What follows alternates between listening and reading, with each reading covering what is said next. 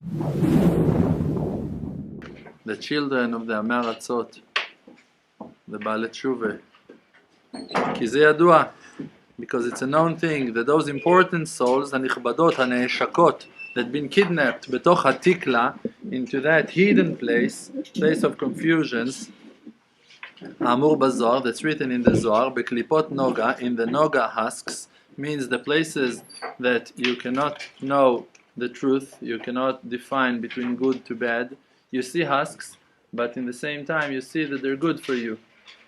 You see mitzvot, and you realize that those are the real mitzvot of the Torah, but they're damaging you. So there is a place like that a person can find Hashem Yitbarach in a temple of worshipping idols in India, between those swamis, and he can find Hashem over there. Really, Hashem is communicating with him through the mouths of those swamis, and how can it be? But you're going to ask that person, and that person is going to tell you he doesn't care about those swamis. He's searching for Hashem, and he finds him over there in those contaminated places. And another person, he decides that he wants to go to pray Shachrit in a minyan, in a Bet Knesset. And it's a mitzvah, and there's no doubts about it. And there's no one religious normal person, I'm not normal, so no problems, that is not keeping that mitzvah to go to pray in a Bet Knesset. So what's going on? And that person is trying to do that, and he cannot. For his wife, it's the worst thing that ever happened to her in her life, that her husband wants to go to pray in a Bet Knesset. And you ask, why? Well, what's the problem? It's a mitzvah, it's the best thing. Hashem should support me to keep that mitzvah, to put tefillin, to keep Shabbos, purity of the family. And for you, it's a damage. So there is a place like that. The day and night are mixing in that place, and it's in twilight zone. You don't know where you are. You want to serve Hashem, and to serve Hashem, it's the biggest mistake now for you. And you have your issues. Why not to? And you find Hashem over there. A person can decide that he's going to sin, and he go to sin, and over there he finds Hashem. A person can decide a lot of things like that.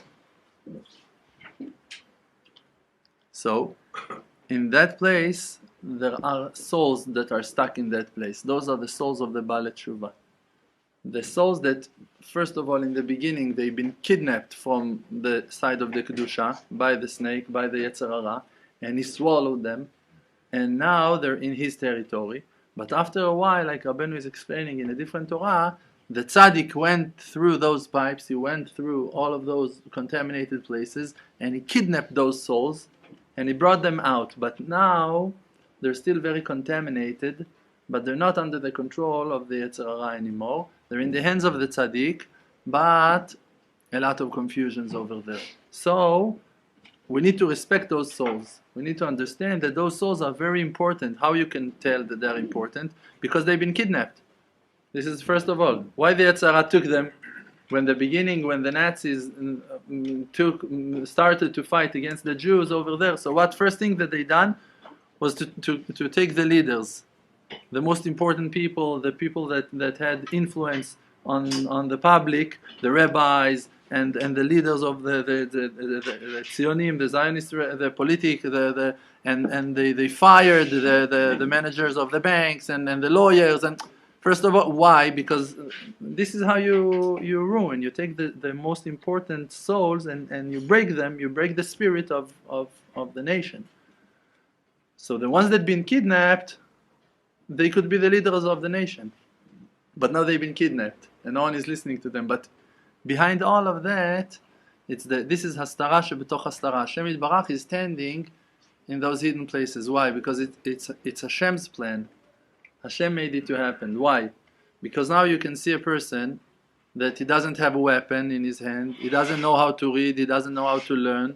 So the Yetzer Hara is not afraid of him, so to speak, anymore. Because Yetzer Hara is looking, a person he's not capable of doing nothing, he cannot fight. It's not a righteous man that have whole shas that is supporting him, that have thousands of hours of prayers that supports him, that got a family, holy family, he's coming from a very respected family that can support him spiritually. He doesn't have grandfathers that are standing and praying on him. He doesn't have merits of Pidyon Shvuim in his... He doesn't have nothing.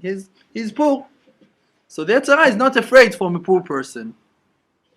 And now that poor person, actually, Hashem Yitbarach, inside of his heart, bringing huge will, and Hashem is increasing that will for Kedusha, for holiness, and Hashem gives him abilities, but he's like undercover. No one is paying attention to him. Who are you? You're Baal Tshuva.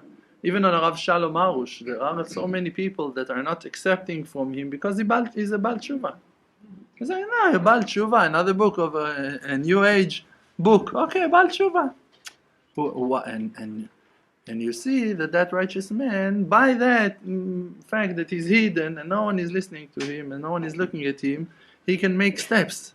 He's running forward and he's not listening, and no one is looking, no one is observing. He's a Baal Tshuva, okay, another Am Haaretz, okay, another. Yeah. Where have you learned? I haven't. So, and what are you doing? I'm doing it bodedut. Who cares about you? This is it, and now you can work. Hashem is doing all of that. Hashem is doing all of that because like that we're now under that disguise, we can run forward. We can achieve things that no one else can do. With that peace.